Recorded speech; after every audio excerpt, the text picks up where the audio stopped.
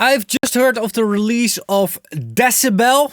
Wait, this needs an effect in the edit. Decibel. The Decibel analyzer, the Decibel whatever, it's an analyzer thing. It works as a plugin on your computer, but it also works on the iPad and your iPhone. So that's really interesting. And they claim it to be the 1 meter to rule them all. And I do not fully agree with this. And I want to discuss my thoughts about this. So let's get started.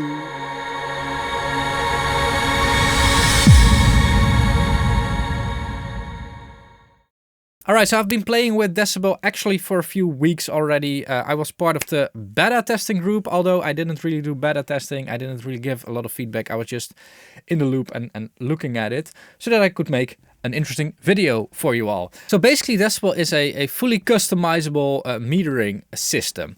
Let me quickly show you this with a new tab. So you just have like a gray sandbox where you can make almost everything in. And the way you do this is by simply clicking and then saying what type of meter you want to have. So you want to have a digital meter, you can just add a digital meter. You want to have a phase scope, you can add a phase scope. You want to have a VU meter, you can have a VU meter. You want to have a super meter, you can get a super meter. All really cool. Now I've made my own preset in here already, but you can of course make your own one, and there are a few presets in here as well for if you just don't know. So what is really cool is that you can assign these tabs to a screen, and what I've did is I've assigned this particular tab because it has everything that I want to have. I assigned this to my iPad. As you can see, my iPad shows the exact same thing as my screen is doing, which is really cool. I really think that an analyzer should be on a separate screen, and I would love to, you know, have the financial capability to buy an extra iPad to mount, like, I don't know, maybe over here or over there, whatever, so that I can always see my analyzer. Because there is a lot of interesting info that you can always read from your analyzer. Now the way this works is via a separated app, which you can just, you know, get from the App Store, at least on iOS. I don't have Android devices, but I think that will work as well. It doesn't work through Sidecar, which is like the Apple extended iPad desktop thing, which I normally actually use for analyzers on my iPad. I don't know what the benefits are of using a dedicated app. Probably less data rate going through the connection or something, but it works really well. I really like that you can have a separated screen. What I can do is have an extra tab and make, I don't know, a histogram in here, like this. I don't know how big I can make it. I don't know, like this. If I want to have a histogram on my main screen, and then on my iPad, I still have the meters that I had on there. So you can really assign different screens to this. Now I was saying in the beginning that I didn't fully agree on 1 meter to rule them all. And the reason for that as well, it's actually really interpretation. And one thing that I love about my analyzer, and as far as I know is the only analyzer that has it implemented in the way that I have it, is my stereo scope, EQ scope. What is it called? Wait, let me get my analyzer. It's called the Nebula, or as I call it, the Christmas tree, because it's a colored Christmas tree. And what it does is it really shows where in your stereo spectrum a frequency is. Maybe this is just because I'm an analog guy. I really like to make sure that everything is in the center if it's supposed to be in the center. And with analog gear, you're constantly calibrating basically. So that's one of the things that I really like. And the other thing, which I also couldn't find in Decibel, but maybe I've overlooked it, is the waveform view, which I actually use more often than I think. I really like to take a look at the waveform view of my master bus. It's something that Reaper doesn't really do. It's something that, you know, you can only see after rendering most of the times. And here you can like immediately get a bit of feedback like, oh, so this is how the waveform is going to look like. Not that that is important, like not that you should care about the looks of the waveform, but sometimes you can get some data from that as well. So those are the two things that I'm really missing from this thing. However, I said it's also interpretation dependent. Because they're saying 1 meter to rule them all and not 1 analyzer to rule them all. And what I'm talking about is more an analyzer thing. Anyway, that's what I'm really missing. Now, why would they call this 1 meter to rule them all? I think that's because of 2 features that it has that I really like. The first one, as weird as it sounds, because I'm not really a guy that cares a lot about looks, Hence the bass traps that are still not mounted correctly and that are still like not mounted straight. And also like, look at me. Anyway, you can change the skin in here. And I know that there are a lot of studios that care a lot about looks. If you have like a big screen mounted or whatever, you can integrate that in the look of your lighting and the look of your studio. Which I think is, yeah, it's relevant these days. I don't like the fact that it's relevant, but it is relevant. So you can really like choose a color.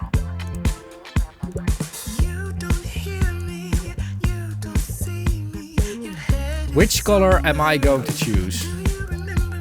Green. Purple looks really good.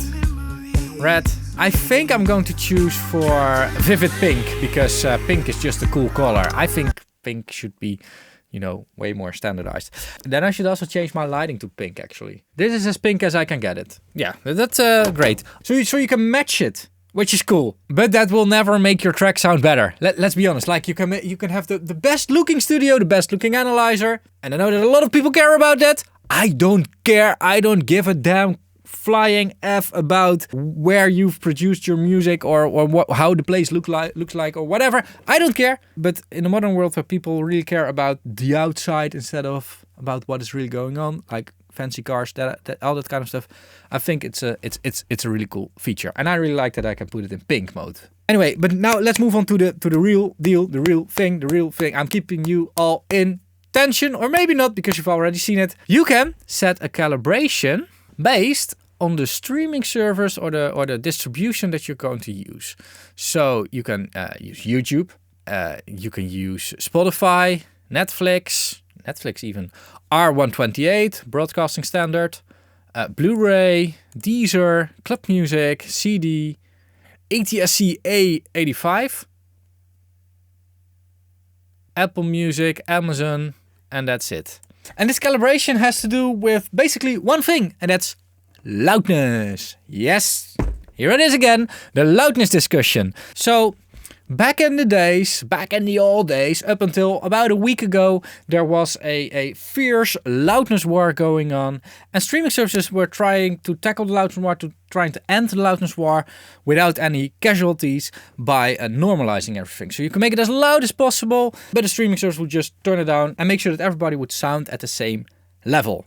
That wasn't enough, unfortunately, and what happened after that is that Dan Worrell made the atomic bomb in loudness. He's talking about that in this video, and well, I think a few people did get butthurt from that, but I think that was the final shot in the loudness war, and the war should now be over. Because the war is now over, we are going to really take a look at, our metering, and really are going to use the standards and use the specifications for what they are built for and what they are meant for. And in case of Apple Music, what this means is that your LUFS target, and here's an important thing, the target should be minus 16 dB. I actually think it's minus 16 LUFS then. I don't think it's a dB scale. Anyway, could be that I'm wrong. Minus 16 dB, minus 1 decibel true peak, and a maximum loudness range of 10 decibels. Now the best way to demo this is by playing a track from Apple Music and running this through here. But I have to mute the audio for that because of copyright. But let me play Sandstorm by The Root on Apple Music. Let's show you all that I am indeed using Soundcheck. So that's the thing that's enabled by default. And let's play Sandstorm and let's take a look at the measurement, because we can then see what is going on here. All right, so I'm now almost through the track, and as you can see, we've passed the test, because this is literally what Apple Music is, of course, doing.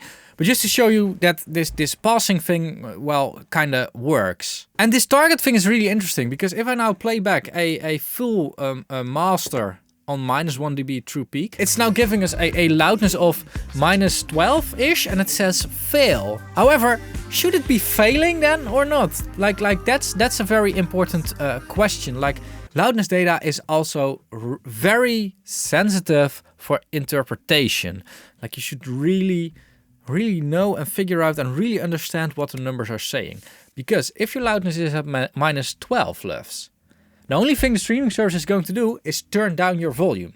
And if you have a very busy song with a lot of instrumentations in it, which is just because of the production, a bit flatter in terms of dynamic range and in terms of loudness, then it's not really a problem to be turned down. However, if you have a more open, more dynamic production and you're getting a higher loudness measurement, you can really benefit from pulling back on compression a little bit, like compressing things a little bit less and create a little bit more dynamic range when you are above your target. And that's one of the ways to use this loudness normalization to your benefit. However, if you are lower than -16 and you have a peak at -1 or 0 or like a very high peaking range, but a very low loudness, that's when it should say fail. Then it should always say fail if it's below it with a high peak range.